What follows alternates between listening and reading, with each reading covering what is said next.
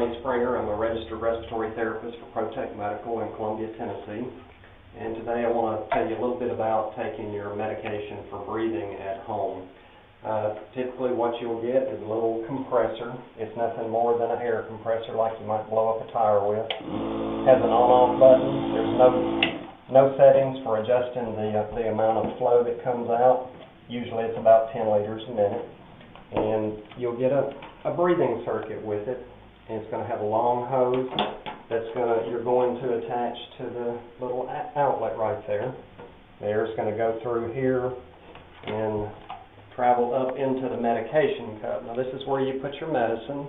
There's two ways you can put your medicine in. You can either take the T-piece and the mouthpiece off, pour it right down in the chimney, or you can unscrew it and pour it into the top and then replace it like that.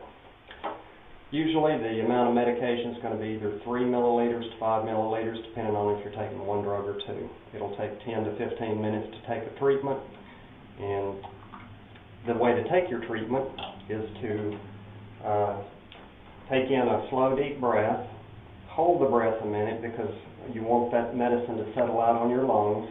Medication is about 1 micron to 5 microns. If you're taking medication with an ultrasonic nebulizer, it's going to be a lot finer mist. So you might have to hold your breath just a little more. Otherwise, you take a deep breath in, you blow it right back out.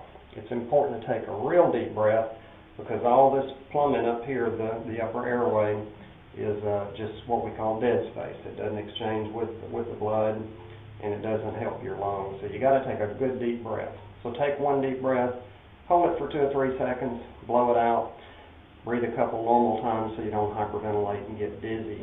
And just keep doing that over and over until you complete your treatment.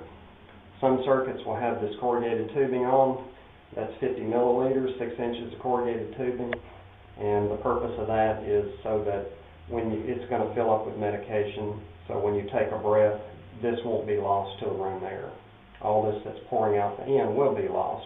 If you're giving treatments to one of your kids that is not cooperative and won't take a treatment by putting it in their mouth, you can put your thumb over the mouthpiece and let all the medicine pour out through the corrugated tubing.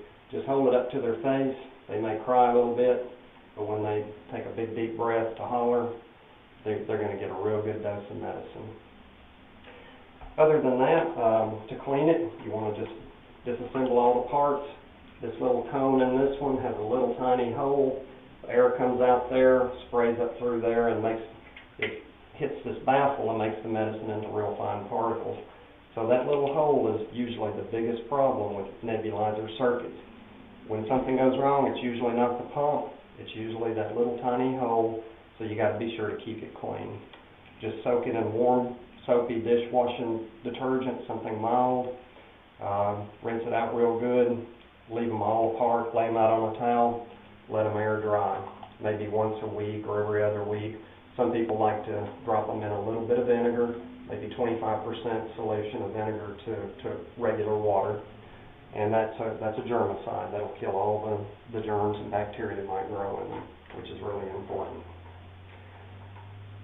Basically, that's the most common nebulizer circuit.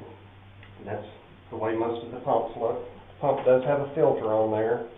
Change it, check it and change it maybe about every month, and depends on how often you use it. And that'll keep your pump going for several years.